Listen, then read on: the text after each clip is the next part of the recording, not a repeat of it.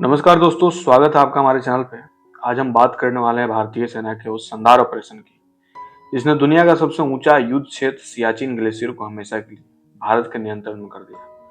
13 अप्रैल 1984 को शुरू हुआ ऑपरेशन मेघदूत, जो ऐतिहासिक पद जिसने पाकिस्तान की सारी योजनाओं को बर्फ में दफन कर दिया। कल्पना कीजिए, 20,000 फीट से ऊपर की ऊंचाई, -50 डिग्री तापमान, ऑक्सीजन की कमी, हिमस्खलन और दरारें, जहां एक गलती का मतलब मौत। लेकिन हमारे जवानों ने न सिर्फ पैरों से नहीं बल्कि हिम्मत और रणनीति से वो नामुमकिन काम कर दिखाया।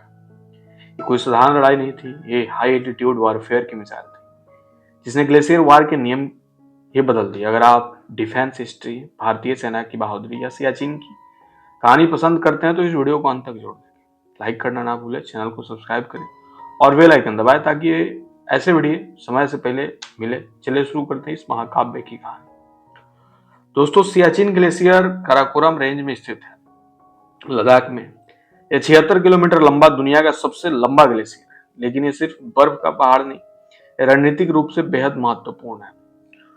1949 के कराची समझौते में line of control LOC N J9842 points पर खत्म हो गई थी।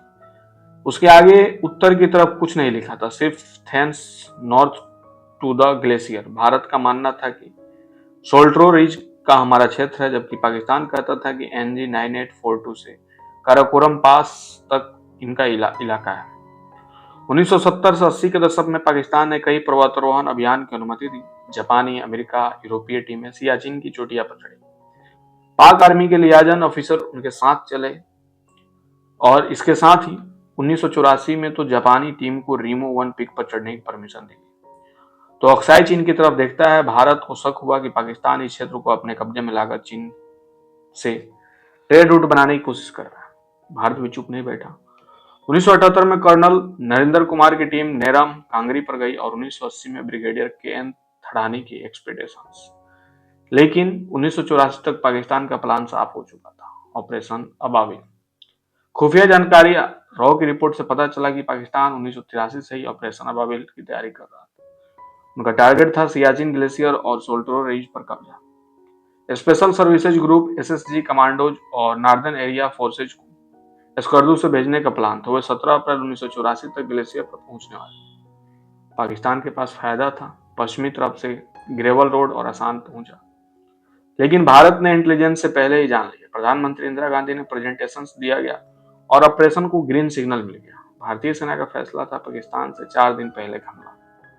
तारीख तय की गई 13 अप्रैल 1984। बैसाखी का दिन था। पाकिस्तानी सोच भी नहीं सकते थे कि इस पवित्र दिन भारत कुछ करेगा। नाम रखा गया ऑपरेशन मेघदूत। कालिदास के नाटक मेघदूत से प्रेरित हुए। दोस्तों, ये ऑपरेशन सिर्फ बहादुरी नहीं बल्कि शानदार रणनीति थी। लेफ्टिनेंट जनरल प्रेमनाथ कोंड 15वां कॉर्प्स कमांडर की अगुवाई में ब्रिगेडियर विजय खाना को सोल्टोरो रिज पर कब्जा करने का टास्क दिया गया। सोल्टोरो रिज की चिटियों पर कब्जा कर लो तो नीचे ग्लेशियर आने पर हर पाकिस्तानी टुकड़ी पर नजर रख सकते। मूव पोसेस बिलो फोर्ट लॉ, सिया लॉ, ग्यांग लॉ, इन्हें कंट्रोल करने से पूरा 2600 वर्ग किलोमीटर क्षेत्र सुरक्षित रहेगा।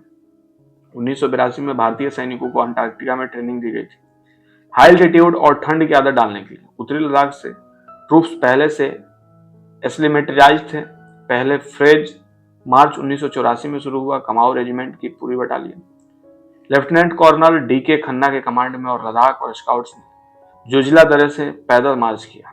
भारी राशन और हथियार लेकर पाक रडार से बचने के लिए कई दिन की कठिन चढ़ाई चली। बिना IAF के ये ऑपरेशन नामुमकिन था। AN-12, AN-32 और IL-76 ट्रांसपोर्ट प्लेन्स ने ट्रूप्स और सप्लाई को हाई एल्टीट्यूड एयरफील्ड तक पहुंचाया। फिर MI-17, MI-8 चेतक और चीता हेलीकॉप्टरों ने सैनिकों को 20,000 फीट ऊपर ड्रॉप किया। हेली ड्रॉप्स, एयर ड्रॉप्स, सब कुछ मैन्युफैक्चर की लिमिट से ऊपर। IF ने ग्लेशियर पर पहले लैंडिंग 1978 में कर ली। इसका अनुभव था। ये high altitude air bridge glacier warfare का नया नियम बना दिया। 13 अप्रैल 1984 को ऑपरेशन का डे सुबह के समय चीता हेलीकॉप्टरों ने जवानों को चोटियों पर उतारा। लगभग 300 सैनिकों ने तुरंत खंदक खोदे और पोजीशन संभाल ली। मेजर RS संधू की टीम ने ग्लेशियर हाइट्स पर पहली पोजीशन बनाई। कैप्टन संजय कुलकर्णी और सेकंड लेफ्टिनेंट अनंत विहार ने बालाफोर्ड लॉ को कब्जा किया। कैप्टन पीवी यादव की टीम 4 दिन चढ़ाई करते हुए शोल्टो रेंज की बाकी हाइट्स पर पहुंची। 17 अप्रैल को जब पाकिस्तान की रेकी टीम पहुंची तो देखा सारी चोटियां भारतीय कंट्रोल में। ऑपरेशन अभिवाल शुरू होने से पहले ही फेल हो गया। 1 मई तक पाकिस्तान का पूरा प्लान ध्वस्त हो गया। दोस्तों, ये लड़ाई दुश्मन से ज्यादा प्रकृति से थी। 6400 मीटर ऊंचाई तक ऑक्सीजन 30% कम, तापमान -50 डिग्री सेल्सियस, हवा की स्पीड 100 किलोमीटर, हिमस्खलन, ग्लेशियर, दरारें, फ्रॉस्ट बाइट, लॉजिस्टिक, हर चीज हेलीकॉप्टर से, एक ब्रेड का भी खर्च लाखों। लेकिन जवानों ने टैंक्स और हेवी आर्टिलरी से 5000 मीटर ऊपर डिप्लॉय की और दुनिया में पहली बार। ज्यादातर कैजुअलिटी लड़ाई से नहीं, मौसम से हुई।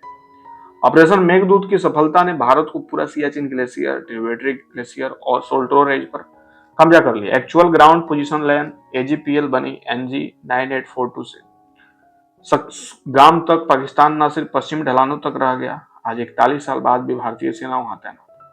दुनिया का सबसे लंबा सैन्य अभियान 13 अप्रैल को सियाचिन डे मनाया जाता है। 1987 में ऑपरेशन राजीव के जरिए कुवैत पोस्ट बना पर कब्जा कैप्टन बना सिंह को परम वीर चक्र मिला। यह ऑपरेशन साबित करता है कुछ दिनों की पहले दशकों तक नियंत्रण तय कर सकते हैं। हाई एल्टीट्यूड में लॉजिस्टिक्स और मानवीय सहन शक्ति सबसे बड़ी हथियार है। दोस्तों, ऑपरेशन मेघदूत उन अनगिनत जवानों की कहानी है जिन्होंने बर्फ के ऊपर तिरंगा लहराया। उनकी बहादुरी, रणनीति और IAF की सहायता से भारत को सियाचिन की छत पर बैठा। आपको वीडियो कैसा लगा कमेंट करके बताएं। क्या आप चाहते हैं कि हम ऑपरेशन राजीव या बना सिंह की पूरी कहानी बताएं? लाइक करें, शेयर करें अपने दोस्तों के साथ जो डिफेंस हिस्ट्री पसंद करते हैं। चैनल सब्सक्राइब करके बेल आइकन दबाएं। भारतीय सेना की जय, वंदे मातरम।